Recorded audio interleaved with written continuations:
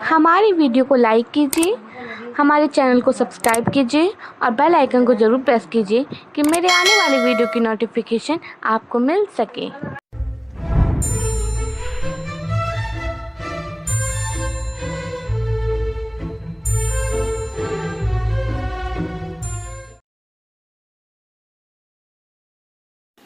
बच्चों, ऊपर दिए गए चित्रों को ध्यान से देखिए।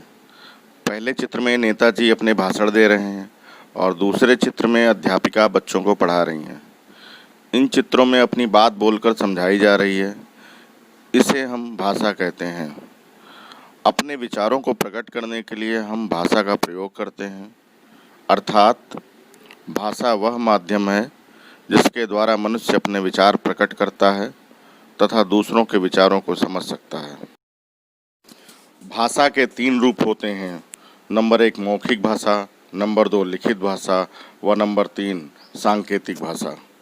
नंबर 1 मौखिक भाषा। जब मनुष्य बोलकर अपने भावों तथा विचारों को दूसरों के सामने प्रकट करता है और दूसरे सुनकर उसे समझते हैं, उसे मौखिक भाषा कहते हैं। नंबर 2 लिखित भाषा। जब मनुष्य लिखकर अपने भावों तथा विचारों को दूसरों के सामने प्रकट करता है और दूसरे पढ़कर उसे समझते हैं, उसे लिखित भाषा कहते हैं। और नंबर 3 सांकेतिक भाषा।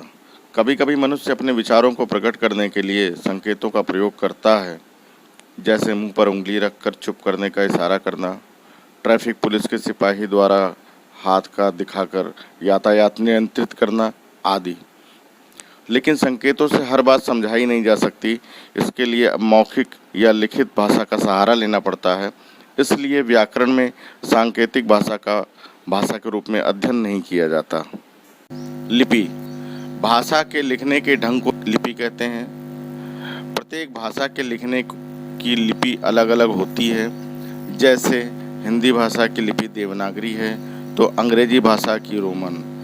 भारत में अधिकतर लिपियों का विकास ब्राह्मी लिपि से हुआ है। संसार के अलग अलग देशों में अलग अलग भाषाएं बोली व लिखी जाती हैं। जैसे भारत में अलग अलग राज्य के कुछ भाषाएं यहाँ पे प्रस्तुत की जा रही हैं। कश्मीर में कश्मीरी, पंजाब में पंजाबी, ओडिशा में उड़िया, आंध्र प्रदेश में तेलुगु, महाराष्ट्र में मराठी, कुछ विदेशी भाषाएं जो विदेश में बोली जाती हैं। नेपाल में नेपाली, चीन में चीनी, स्पेन में स्पेनिश, इंग्लैंड में अंग्रेजी और जर्मनी में जर्मन।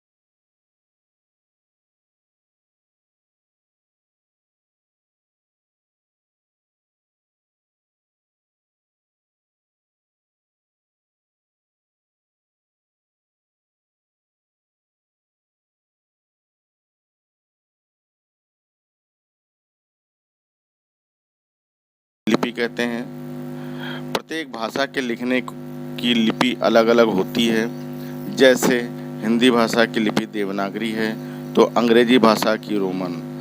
भारत में अधिकतर लिपियों का विकास ब्राह्मी लिपि से हुआ है।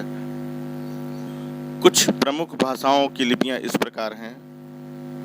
हिंदी की देवनागरी, संस्कृत की देवनागरी, स्पेनिश की रोमन, उर्दू की फारसी, पंजाबी की गुरमुखी और अंग्रेजी की रोमन। प्रत्येक भाषा के अपने नियम होते हैं। जब तक हमें उन नियमों की जानकारी नहीं होगी तब तक हम भाषा को शुद्ध रूप से न बोल सकते हैं और न ही लिख सकते हैं। भाषा के नियमों की जानकारी हमें व्याकरण से प्राप्त होती है।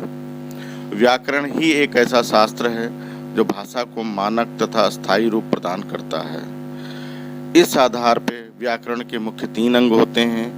वर्ण विचार नंबर 1, इसके अंतर्गत वर्णों के स्वरूप, भेद तथा प्रकार आदि पर विचार होता है। नंबर 2 शब्द विचार, इसके अंतर्गत शब्दों के स्वरूप, प्रकार, भेद, लिंग तथा वचन आदि पर विचार किया जाता है। नंबर 3 वाक्य विचार, इसके अंतर्गत वाक्यों की रचना तथा उसके भेद पर विचार किया जाता है। इस प्रकार ये पहला लेशन भाषा, लिपि, बोली और व्याकरण समाप्त हुआ।